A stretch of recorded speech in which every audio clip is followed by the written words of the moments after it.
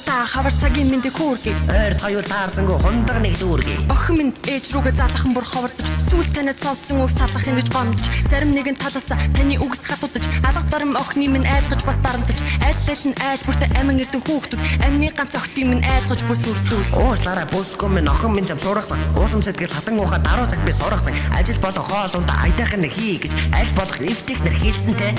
Одоо цагт эмэгтэй хүн өөрөө бие даа гэж, эр хүнээс хараад бус карьертаа анхаар гэж, охиндоо би хэлж сургаж заан чиглэлд сургасан. Охин минь ээжийнхээ ингэр зүрхнээс сургасан. Сайн байна уу хатан мэж хөрхөн хүчин гэлээ. Бүү марга тээж намар миний буруу битгий. Цаашдаа би технүүдэ жаргана гэж амхи. Хаашдаа би тамтай бич гоё байхаа чамхи. За тэгээ залуугасаа жоохон яхэр байсан минь. Үнэн билээ хитэн хүүхдээ хатуугадаж байсан минь. Одоо сайхан охин үрдэ болсон болгоод баярлалаа. Гаднаа хэдий хатууч гэсэн сэтгэл дотор хайрлаа.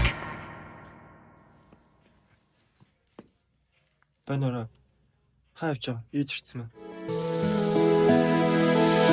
Жоохон буруу ойлгожээгүй одоо маргаад яах вэ? Жаргалтай цаг ирэх болохоор санаа зовоод яах вэ? Тэгэх ёстой ингэх ёстой гэдэг үзэл буруу шүү. Тэглэж хэлээ төрөгдөж бас миний ч гэсэн буруу шүү. Ээж нарыг та нарыгаа ямар ч би хүндэлнэ. Цаашдаа би хэлчих болохоор хантаа зүгтс миний. Охиндоо би загсан болохоор таныг хийж гомдохгүй. Олон сайхан хүүтэй ч үсэн ажааргалыг хүсье дээ.